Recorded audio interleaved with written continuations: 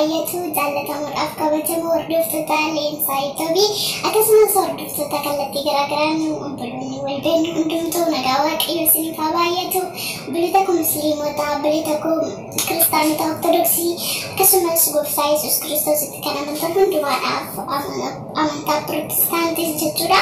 Hunduma keessaniif nagaan gooftaa isiniif haa baay'atu jedha. Ani obboleettii keessan leensaa IFITI irraati. Gooftaan isin haa eebbisu. Egaa yeroo adda addaa firoonni kallattii garaagaraan na jajjabeessaa turtan waaqayyo isin haa eebbisu. Thank you. Baay'ee isin jaaladha. Isin kabaja. Gooftaan isin haa eebbisu. Kanatti aansee guyyaa har'aa dubbi sagalee waaqayyo waliin laalla. Dubbi sagalee waaqayyo keessaa ifa kan jedhu waliin laalla. Ifti maalii? Ifti iddoo kamii argama? Yesuus sittani gammada. Sittani gammada. Gooftaa sittani gammada. Tolega gooftaan isin haa eebbisu. Waa'ee ifa kanaa waliin ilaallaa. Ifti ala namaaf iddoo olaanaa fi iddoo guddaa kan qabudha. Dubbi sagalee waaqayyo keessatti waa'een ifa bakkoota 40 olitti kan inni caafamee jirudha. Ifti kun jechuudha. Galanni waaqayyoodhaaf haa ta'u.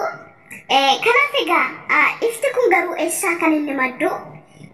Yoo iftiin jiraanne alli namaa maal keessa jiraata? Alli namaa maal fakkaata? Addunyaan kun maal fakkaatte laata? Ifti kun eessaa madde? Ifti kuni ala namaa furmaata akkamii qaba? Wanti ifa keessatti hojjetamus maali? Faallaan ifaa kan ta'e immoo maali kan jedhu waliin ilaalla. Gooftaan Yesuus galata guddaa argatu.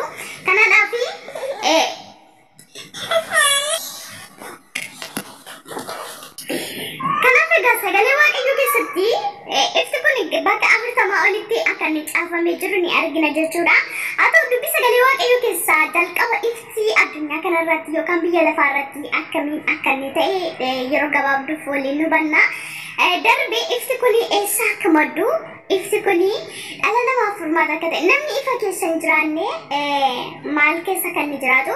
Darbee immoo ifti kun bakka lamatti illee akka inni qoodamu waliin ilaalla jechuudha. Gooftaan isin haa eebbisu. Dubbi sagalee waaqayyo keessatti akkas jedha. Seeruma boqonnaa tokko lakkoofsa tokko irraa jalqabdanii yeroo ilaaltanii waaqayyo jalqabatti bantiiwwan waaqaa fi lafaa uume. Lafti bifa hin qabu onaas ture.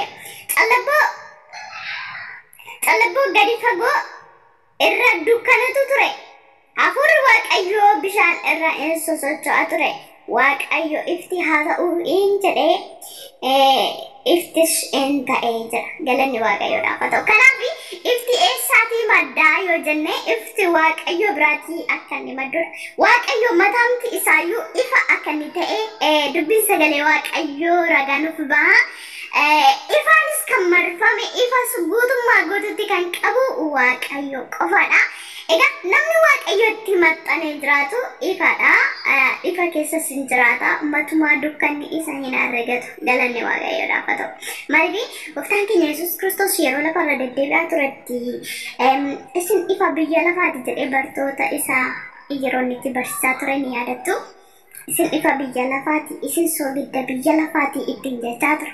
Haa ta'u garuu ifti kuni waaqayyo irraatii adda ba'anii jennaan ifa ta'uu hin danda'an jechuudha. Dukkanaan guutuudha jechuudha. Egaa dukkannii fi ifti garaagarummaa baay'ee qaba. Ifti kun iyyuu bakka lamatti kan qoodamedha. Ifa keessaa fi ifa dhalaa. Ifa ulu keessaa fi ifa bakkee keessaa kan jedhu tokkotu jira. Galanni waaqayyoodhaaf haa ta'u. Ani akka kanaatti ni ilaala jechuudha. Kanaaf ifti inni keessaa kuni qulqullummaa nagaa. Obsa qabaachuu namoota hundumaa jaalalaa fi waan nagaa yaadu namoota hundumaaf wanta gaarii wanta ofii jaallatan hawwu ofiis yeroo hundumaa wanta gaarii fi wanta mi'aa ta'e gochuu isaan kanaan ifa keessa keenyaa madduu hin jenna. Kana qofaa miti kan kana fakkaatan baay'eetu jiru jechuudha. Haa ta'u egaa kana qofa miti kan kana fakkaatan ifti keessa keenyaa baay'eetu waan jiraniif jechuudha. Dhugaadha dhugaan ifaadha mataan isaanii dhugaa dubbachuu irratti ifaadha. Namoonni baay'ee yeroo baay'ee ifa kan ta'uu didanii yookaan jireenyi isaanii kan inni jeeqamee nagaa dhabee tasgabbii dhabee jeeqamu ungulaalamu namoota baay'ee faanas kan isaan walitti bu'anii ifa isa keessaa dhabuu isaaniiti. Galanii waaqayyoodhaaf haa ta'u. Egaa ifti alaa yoo jenne ifti alaa tokko farratti akkuma argitanii yeroo hundumaa ganama yeroo kaatan waan tokko calaqqisu argitu. Haleluuyaa. Galanni waaqayyoodhaaf haa ta'u. Maaliif ifa isa waaqayyo biraatii uumamaan nuuf kenname kan jedhamudha. Ganamni yeroo bari'u ganamni sa'aatiin ganamaa yeroo ga'utti isa halkan irraatii adda kan ta'e balbala keessan irratti mana keessa yeroo banatan fuuldura keessanitti ifa kan argitan jechuudha. Galanni waaqayyoodhaaf haa ta'u. Darbee ifti kan biraanii ifa namtolcheedha. Ifti namtolchee kuni egaa uumamarraatii saabbachuu kan danda'ani bifa kallattii garaagaraatiin jechuudha. Teknooloojii sababa baay'ateedhaa fi aduu keessaa guyyaa intini oolchanii galgala kan ibsatan jechuudha. Akkasumas yeroo itti inni kun dhufne duratti immoo kurraasii fi wantoota kana fakkaatanidha. Haa ta'u malee ifoonni kun jiru jechuudha. Egaa ifa kana keessa jiraachuun baay'ee barbaachisaadha ala namaaf jechuudha. Akkuma guyyaa ifti uumamaa nuuf bahu yookaanis aduun inni jennu kun nuuf bahu akkasuma jireenya ala namaa keessatti ifti keessa keenyaa baay'ee barbaachisaadhaa fi boqonnaa kan nuuf laatudha. Galanni waaqayyoodhaaf haa ta'u. Yoo namni tokko ifa isa keessaa hin qabaanne fuula isaa sabakkii keessaatu ifaa ta'a malee keessa isaa dukkanaadha. Nagaan qabu nagaa yaadu. Isaan kanas immoo qaayilfaa seera uumamaa keessatti yeroo argitanii seera uumamaa boqonnaa 2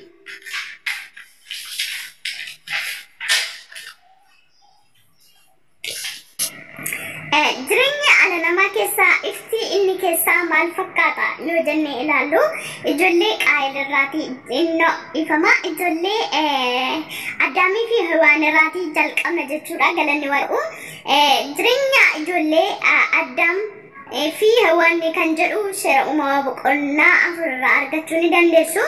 Egaa qaayilii qotee bulaa akka inni ta'e macaafni qulqulluu ragaa nuuf ba'a. Akkasumas immoo Abeel immoo maalidha? Tiksituu hoolotaa akka inni ta'edha. Haa ta'u malee jireenya isaanii keessatti otoo jiraatanii aarsaa mana waaqayyoof dhiyeessuu irratti jireenyi qaayil maal ta'e argame? Dukkanaa ta'etu argame.